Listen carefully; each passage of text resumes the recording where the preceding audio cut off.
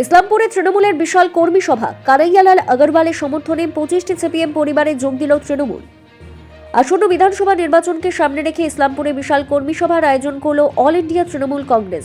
রবিবার ইসলামপুর ব্লক তৃণমূল কংগ্রেসের উদ্যোগে তৃণমূল ইসলামপুরের তিনপুল এলাকায় এই কর্মী সভা অনুষ্ঠিত হয়। সভাটি আয়োজিত হয় 29 নম্বর ইসলামপুর বিধানসভা কেন্দ্রের তৃণমূল কংগ্রেস মনোনীত প্রার্থী কানাইয়ালাল আগরওয়ালের সমর্থনে। দলীয় সূত্রে জানা গেছে, আসন্ন বিধানসভা নির্বাচনে দলের সাংগঠনিক শক্তি আরও মজবুত করা এবং আগামী দিনের রাজনৈতিক রূপরেখা নির্ধারণ করাই ছিল এই কর্মী সভার মূল উদ্দেশ্য। এই কর্মী সভায় উপস্থিত ছিলেন তৃণমূল কংগ্রেসের প্রার্থী কানাইয়ালাল আগরওয়াল, ইসলামপুর ব্লক তৃণমূল কংগ্রেসের সভাপতি জাকির হোসেন, টাউন তৃণমূল সভাপতি বাপি পাল চৌধুরী, যুব তৃণমূল কংগ্রেসের জেলা সভাপতি কৌশিক গুণ, ইসলামপুর ব্লক তৃণমূলের সভাপতি কামাল উদ্দিন সহ ব্লকের বিভিন্ন অঞ্চলের অঞ্চল সভাপতি, প্রধান, উপপ্রধান, পঞ্চায়েত ও পঞ্চায়েত সমিতির সদস্যা, জেলা পরিষদের সদস্য এবং তৃণমূল কংগ্রেসের বহু কর্মী সমর্থক।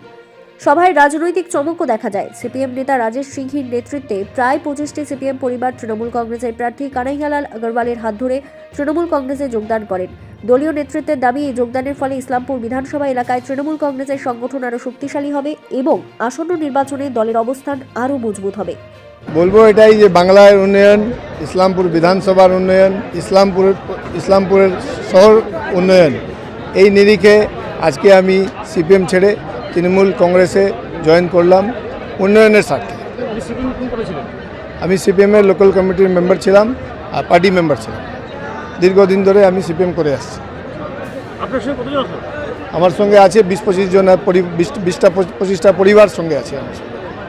তৃণমূল কংগ্রেসের সংগঠনটা এত শক্তিশালী আছে যে আমি গতকালও বলেছিলাম, আজকেও বলছি, যেখানে আমরা মিটিং ডাকবো সেখানে জায়গাটা কমে যাবে। কারণ আমরা সেইভাবে টার্গেট করে দিয়ে বলেছিলাম এবার যে 20 জনের বেশি আসবেন না বুথে, তো সেই হিসাবেই লোক আসছে, ওইভাবে কর্মীদের নিয়ে আসছে। আমরা যদি জনসভা বলে দিই তো জনসভায় কোর্ট ময়দানেও জায়গা হবে না, আর সেটা প্রমাণ হয়ে যাবে 2 তারিখে আমরা নমিনেশন ফাইলের দিন। সেদিক দেখবেন কত লোক হচ্ছে এখান থেকে। বলছি যে কর্মীদের আপনি বার্তা দিলেন যে নিজের বুথ করো মজবুত, এই বার্তার মাধ্যমে কি বোঝাতে চাইলেন? মানে বলছি, বুথটা যদি শক্তিশালী হয়, ভোটটা তো বুথে হয়, ভোটটা তো অঞ্চল ব্লক জেলায় হয় না। বুথটা শক্তিশালী হলে যে কোনো ইলেকশনে আপনার ভালো ভোটে ওখান থেকে লিড করবো।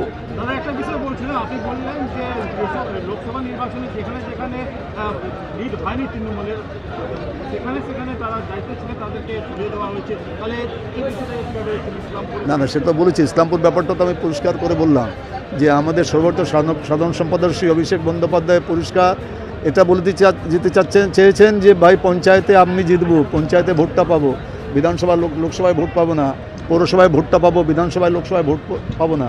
এটা তো চলতে পারে না দীর্ঘদিন। ওই জন্যই সংগঠনটাকে বুথ স্তরে সংগঠনটাকে শক্তিশালী করা।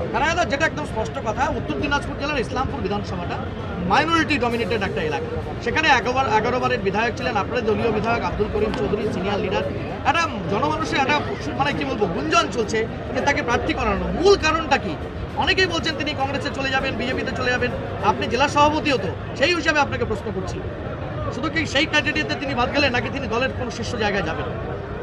আমার কাছে যতটুকু খবর আছে, জানি না কতটুকু সঠিক হবে, উনি শারীরিকভাবে অসুস্থ। না, আমার সঙ্গে আমি যেদিন আমাকে প্রার্থী ঘোষণা করা হয়েছিল সেদিন আমি ফোন করেছিলাম, গোরেকে ফোন করেছিলাম, গোরে আমাকে কংগ্রেচুলেশনও জানিয়েছে। আপনি প্রার্থী হয়েছেন, সেই বর্ষিয়ান বিধায়ক, দলের একজন সমতুল নেতা যাকে বলা চলে ইসলামপুরে, তার সঙ্গে দেখা করবেন? নিশ্চয়ই করবো। এর সন্দেহ আপনার কেন হলো? এটা আপনার প্রশ্নটা ঠিক হচ্ছে না। আপনার সন্দেহ যাচ্ছে কেন? তো তৃণমূল কংগ্রেসে আছেন, তাহলে দেখা করবেন, এই প্রশ্নটাই হওয়া উচিত ছিল না আপনার কাছ থেকে। আপনার সমতুল্য নেতা আপনাদের। না, ঠিক আছে, নিশ্চয়ই। আমি তো বলেছি আমি তো সবসময় দেখা করবো। কিসের ভিত্তিতে? সংগঠনের ভিত্তিতে। ইসলামপুর বিধানসভায় 60% বুথে দায়িত্ব নিয়ে আপনাদের কাছে বলছি, অন ক্যামেরা বলছি, 60% বুথে তৃণমূল বাদ দিয়ে একটা লোকও খুঁজে পাবে না কেউ যে একটা পুলিং এজেন্টও দিতে পারবে 60% বুথে। তো যার 60% বুথ একেবারে আমরা একাই আছি, অন্য কোনো দলের অস্তিত্ব নাই, সেক্ষেত্রে জিতার তো প্রশ্নই আর জিত নিয়ে আসে না যে জিতবো হারবো সেটা। ওই জন্য নমিনেশনটাই হচ্ছে আমাদের বিজয় মিছিল। আমার টার্গেট হচ্ছে, বিগত দিনেও আপনাদের বারে আমি বলেছি যে আমরা পার্লামেন্টে নাম্বার 1 ছিলাম উত্তর দিনাজপুর জেলায়, আমরা নর্থ বেঙ্গলে নাম্বার 1 হতে চাই।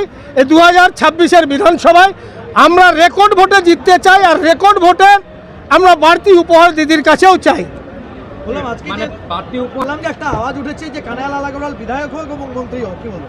এটা 4 তারিখের পরে আমি বলবো। আমি তো যেটা বলার আপনাদেরকে বললাম, রাজনীতির যেটা কথা সেটা তো বলে দিলাম, বাকিটা আপনারা তো বুঝতে পারছেন। ব্লকের বর্ধিত কর্মী সভা ছিল, রীতিমতো জনসভায় পর্যবসিত। গতকাল আমরা কোশ্চেন করেছিলাম প্রার্থীকে যে যদি ওয়েদার ঠিক থাকে জায়গা দিতে পারেন না, তাই হয়েছে, কি বলবেন? এখানে শুধু নয়, এর আগে গতকাল কানাডা আপনাকেও বলছিলেন बाइटे ये जाएगा हमको बोलो जगह तुम जहाँ सेलेक्ट कर लो, जगह कम होना ही है क्योंकि आदमी इतना आएगा, तुम किसी भी जगह में चले जाओ जगह कम ही होगा।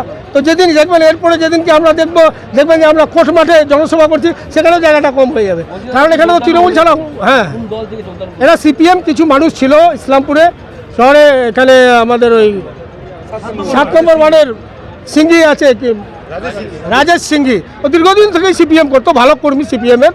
বুঝতে পারছে যে এখানে সিপিএমের কোনো অস্তিত্ব নাই। আর বর্তমান রাজনৈতিক যে পরিস্থিতি ভারতবর্ষের ওই বাংলাতে যেভাবে বিজেপি শুরু করেছে বাংলাকে অপমান করার চক্রান্ত, বাঙালিদের অপমান করার চক্রান্ত, এসআরের নামে বিভ্রান্ত করা মানুষকে হয়রানি করানো, তারা স্বাভাবিকভাবে দীর্ঘদিন রাজনীতি করছে, অভিজ্ঞতা আছে, সব দেখে তিনি ভেবেছেন যে তৃণমূল যেভাবে লড়াই করছে এই লড়াইয়ে তৃণমূলের সঙ্গে থেকে লড়াইটা করে বাংলার জন্য লড়াই করা উচিত।